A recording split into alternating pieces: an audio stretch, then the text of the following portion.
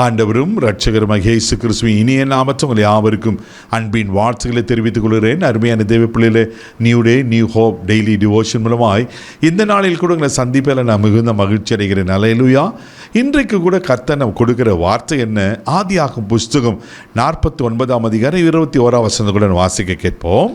நப்தலி விடுதலை பெற்ற பெண்மான் இன்பமான வசனங்களை வசனிப்பான். அல்லேலூயா. நப்தலியை குறித்து சொல்லப்பட்ட ஒரு ஆசீர்வாதமான காரியம். யாக்கோபு தன்னுடைய கடைசி காலத்தில் தன் பிள்ளைங்களாம் கூப்பிட்டு ஆசீர்வதிக்கிறார்.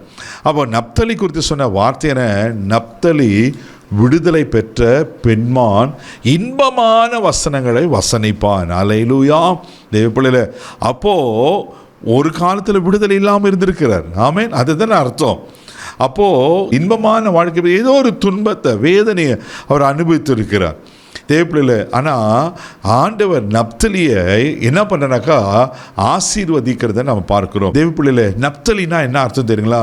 ஆதியாகமம் புஸ்தகம் 30 அதிகாரம் 8 வசனம் கூட வாசிக்கும் போது இப்படியா சொல்லப்பட்டிருக்கு. வாசிக்க கேட்போம்.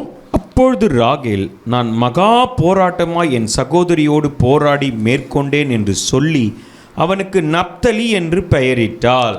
பாருங்களேன், மகா போராட்டமாய் போராடி அவனுக்கு நப்தலி என்று பெயரிட்டாளாம். நப்தலினா போராட்டம் நிறைந்தவன். தேவப்பிள்ளையில போராட்டம் நிறைந்தவன். அது மாத்திரமா அவன் வாழ்க்கையில் இன்னொரு காரியத்தை உங்களுக்கு காண்பிக்கிறேன். உபாகமம் புஸ்தகம் 27 அதிகாரம் 13 வசனத்தில் வாசிக்கப்பீங்கன்னா இப்படியா சொல்லப்பட்டிருக்கு. வாசிக்க கேட்போம். சாபம் கூறப்படும் பொருட்டு ஏபால் மலையில் ரூபன், காத், ஆசேர், செபுலோன், தான், நப்தலி என்னும் கோத்திரங்கள் நிற்க வேண்டும். பாருங்க, சாபம் கூறுற பட்டியல சாபக்கேடான பட்டியல இருக்கிறாங்க.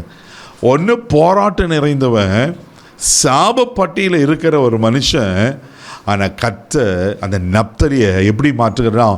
விடுதலை பெற்றவனாய் இன்பமான வசனங்களை வசனிக்கிறவனாய் காணப்படுகிறான். அதே உபாகமம் புஸ்தகம் 33 அதிகாரம் 23 வசனத்தை கூட வாசிக்க கேட்போம். நப்தலியை குறித்து, நப்தலி கர்த்தருடைய தயவினாலே திருப்தி அடைந்து அவருடைய ஆசீர்வாதத்தினாலே நிறைந்திருப்பான். அல்லேலூயா.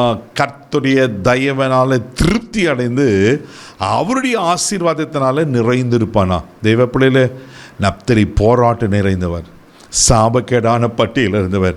ஆனால் கர்த்தர் நப்தலி விடுதலை பெற்ற பெண்மானாய் ஆசீர்வதிக்கப்பட்டவனாய் மாற்றுகிறார். ஒருவேளை உங்கள் வாழ்க்கையில் கூட இப்படி பல விதமான போராட்டங்களை பார்த்து கொண்டு இருக்கீங்களா? பல சாபங்கள் நிறைந்திருக்கா? ஏன் என் வாழ்க்கையில் மட்டும் இப்படி அப்படின்ட்டு ஒருவேளை கலங்கி கொண்டிருக்கிறீங்களா? சோர்ந்து போகாதீங்க. நப்தலியின் தேவன் தான் நம்முடைய தேவன்.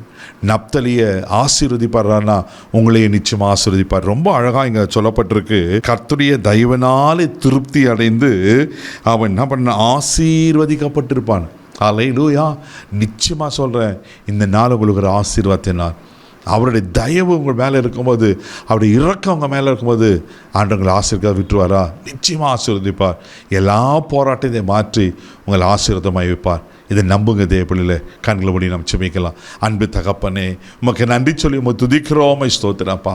நப்தலி ஆண்டவரே, சாபக்கேடு ஆண்டவரே, போராட்டம் நிறைந்த வாழ்க்கை விடுதலை பெற்ற பெண்மனாய் இன்பமான வசனங்களை வசனிக்கிறவனாய் ஆண்டவர் ஆசீர்வதிக்கப்பட்டவனாய் மாற்றுவீரானா. யாரார் வாழ்க்கையில் எப்படிப்பட்ட போராட்டங்களை சந்தித்து கொண்டிருக்காங்க தெரியலப்பா. இன்றைக்கு ஒரு அற்புதத்தை செய்வீராக, இன்றைக்கு ஒரு ஆசீர்வதிப்பீராக செபிக்கிறோம். உங்கள் தயவு வெளிப்படுத்துங்கப்பா. தடைகள் விலகட்டும். ஆண்டவரே, மகிமை உமக்கு செலுத்துகிறோம். பொறுப்படுத்துகிறோம். ஆசீர்வதியும் இயேசுவின் மூலம் ஜெபம் கேளும் பிதாவே. ஆமென். கர்த்தருடைய தயவு உங்கள் மேலே இருக்கு. தைரியமாக போங்க. God bless you.